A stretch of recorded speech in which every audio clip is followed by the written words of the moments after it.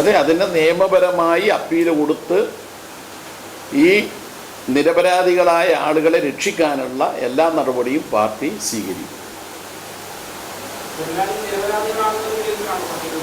Yes, അന്ന് party area secretary ആയിരുന്ന TP Raveendran ജീവിച്ചിരുന്നുവെങ്കിൽ അദ്ദേഹം ഈ കേസിൽ പ്രതിയായിരുന്നു, അദ്ദേഹവും ജയിലിലെത്തിയാൻ.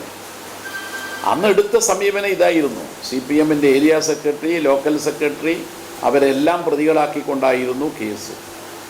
അത് വസ്തുതകളുമായി ഒരു ബന്ധവുമില്ലാത്തതാണ് CPIMകാരുടെ പേരിലെടുത്ത കേസ്.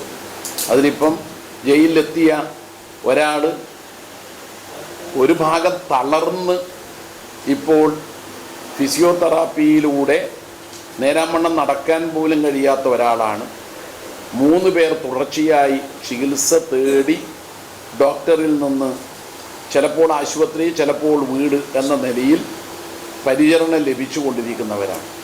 അപ്പം അതെല്ലാം ഉണ്ട്. അതിലൊന്നും ഒരു വസ്തുതക്ക് ഇവരെന്തെങ്കിലും ഒരു അപരാധം ചെയ്തതിന് വസ്തുതയില്ല. TK രജീഷിനെയല്ല, പിന്നീട് പ്രതിയാക്കപ്പെട്ടതാണ്. അല്ല, എല്ലാവരും കുറ്റം സമ്മതിച്ചു എന്നല്ലേ പോലീസും CBIയും ഒക്കെ കോടതിയിൽ കൊടുക്കുക. കോടതിയിൽ കൊടുക്കുന്ന എല്ലാ രേഖകളിലും പ്രതി കുറ്റം സമ്മതിച്ചിട്ടുണ്ട് എന്നാണ് പറയുക.